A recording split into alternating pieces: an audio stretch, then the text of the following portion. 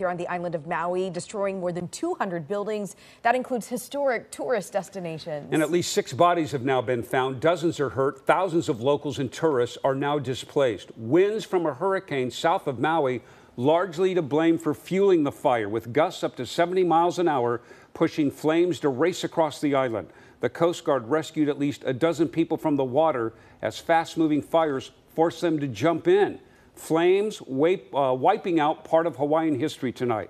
Lahaina, a mecca for tourists, used to be the capital of Hawaii's ancient kingdom and a major fishing port.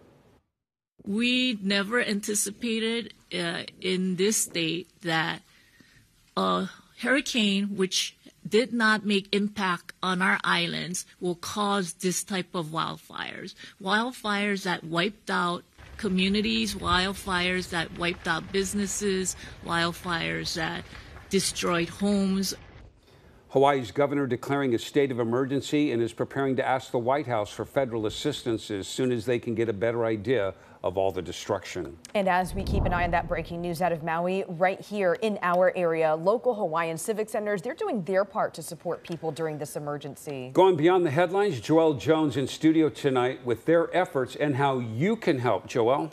That's right. It's such a scary situation for everyone. In fact, just before our interview, the executive director of Kalo HCC says she spoke with a friend who is now opening up his home to strangers since so many are displaced.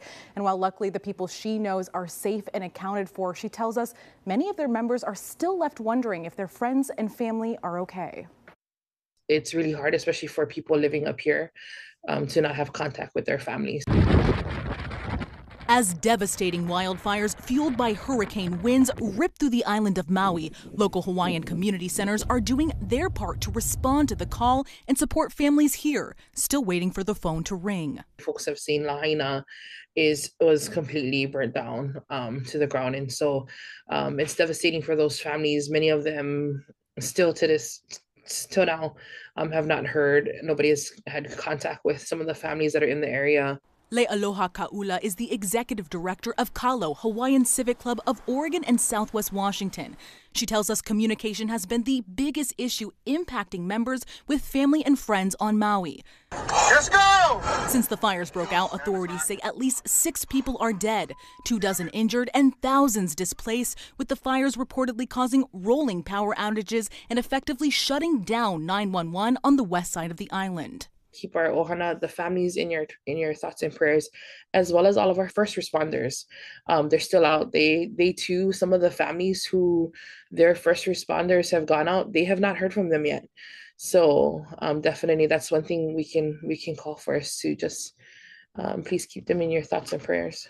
From more than 2,500 miles away, Kaula says Kalo HCC is working to help those impacted by the blaze, telling us they're communicating with families in Maui to determine what items are most needed.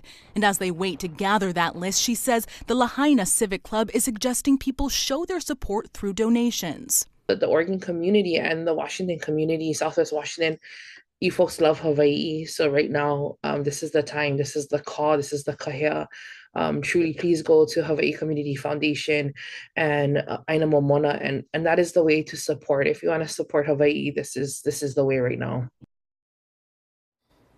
And for those interested in supporting those affected by the fires, we have linked out the Maui Strong Fund and other key resources at coin.com. Yeah, just a great interview, and I know our viewers are going to watch that and want to help out. So, Joelle, thank you.